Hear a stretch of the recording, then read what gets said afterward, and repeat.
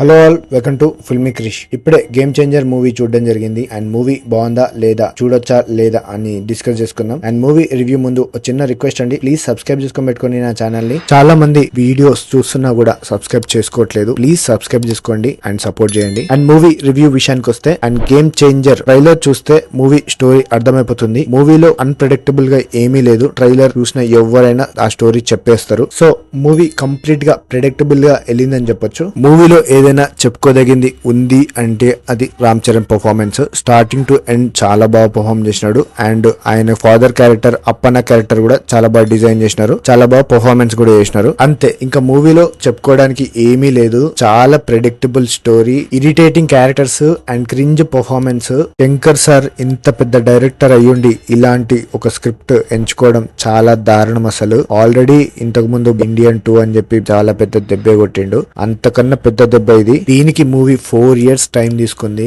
అసలు ఎందుకు తీసుకున్నారో అంత టైం. అండ్ పర్ఫార్మెన్స్ విషయానికి వస్తే, and as usual Ram Charan performance బాగుంది. అండ్ ఎస్.జే. సూర్య గారి పర్ఫార్మెన్స్ కూడా బాగుంది. అంజలి గారి పర్ఫార్మెన్స్ కూడా బాగుంది. ఇంకా ఎవరి పర్ఫార్మెన్స్ కూడా అంత నోటీసబుల్ అవ్వదు. అండ్ ఇంకా బ్రహ్మానందం ఉన్నారు, సునీల్ ఉన్నారు. వీళ్ళందరూ కొంచెం వేస్టెడ్ అని చెప్పొచ్చు. అండ్ మ్యూజిక్ విషయానికి వస్తే, నాకు స్టార్టింగ్ నుంచి కూడా ఒక్క సాంగ్ అంటే ఒక్క సాంగ్ కూడా నాకు ఎక్కలేదు. ఏ సాంగ్ కూడా నాకు నచ్చలేదు. అండ్ మూవీలో కూడా అదే పరిస్థితి, ఒక్క సాంగ్ కూడా నాకు నచ్చలేదు. విజువల్లీ బాగున్నాయి, బాగా బడ్జెట్ కనిపిస్తూ ఉంటది, భారీ సెట్స్ కనిపిస్తూ ఉంటాయి. కానీ సాంగ్స్ పరంగా తమన్ దెబ్బ కొట్టిండని చెప్పొచ్చు. అండ్ బీజిఎంస్ బాగున్నాయి, కొట్టిందే మళ్ళీ కొట్టి బీజిఎం ఓకే అనిపించింది. మూవీకి హెల్ప్ అయిందని చెప్పొచ్చు బీజిఎంస్. మూవీ మాత్రం ఖచ్చితంగా డిసప్పాయింట్ చేసిందని చెప్పొచ్చు. రామ్ చరణ్ నుంచి, శంకర్ నుంచి, దిల్ రాజు నుంచి ఇలాంటి మూవీ ఎక్స్పెక్ట్ చేయలేదు అసలు. It's completely disappointed. ఇంతకీ మూవీ చూడాలా వద్దా అంటే, రామ్ చరణ్ యాక్టింగ్ కోసం చూడాలనుకుంటే ఖచ్చితంగా చూడండి. అండ్ ఈ మూవీకి నేను ఇచ్చే రేటింగ్ 2/5. ఈ మూవీ మీరు ఆల్రెడీ చూసుంటే మీకు ఏమనిపించిందో నాకు కామెంట్ లో పెట్టండి.